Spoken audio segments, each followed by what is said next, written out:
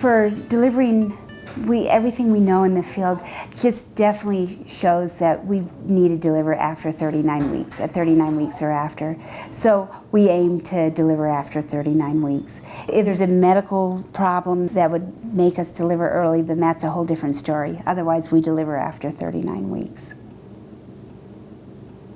When women have had previous C-sections and are now pregnant again for the second time, or the third time, or fourth time, but have just had one previous C-section, there's a lot of thought and talking that goes into deciding what they want to do for this pregnancy.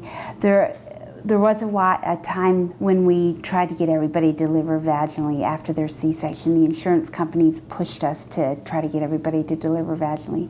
There were some bad outcomes. We can deliver vaginally after a C-section, but we all take it very seriously. There's a lot of informed consent that needs to be obtained from the patient to make sure she's aware that it is a risk. They can go very nicely and do very well, but we monitor them very closely and just make sure that both the mom and the babe are safe. If the woman is pregnant this time with twins, she's not a candidate. If the woman had the type of cesarean section that was up and down, not across, so it was a vertical incision on her uterus, not on her stomach. A lot of women will say, oh, but I've got a low incision on my stomach, so I'm sure that's the kind of incision I have on my uterus. It's not the same. The incision on your stomach doesn't usually coincide with what's on your uterus.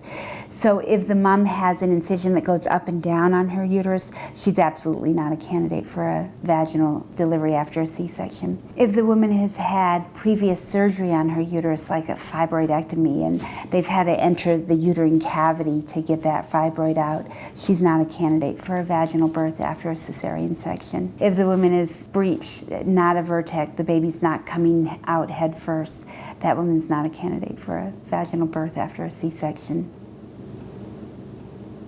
Women who have in the past had a C-section because they were breech and this time they're head first, they tend to be a great candidate. Women who had fetal distress with their first pregnancy and got to 5 centimeters and then the baby had some distress for whatever reason, they're a good candidate.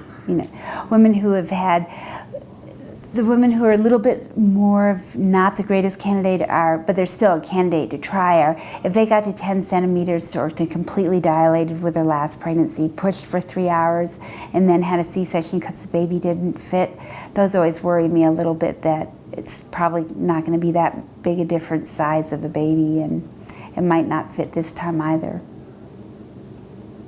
And there are definite benefits of a vaginal birth after a C-section. Much shorter recovery time. It's not major surgery. Again, anytime you enter the abdominal cavity, it's considered major surgery. Less blood loss. So there are definite benefits.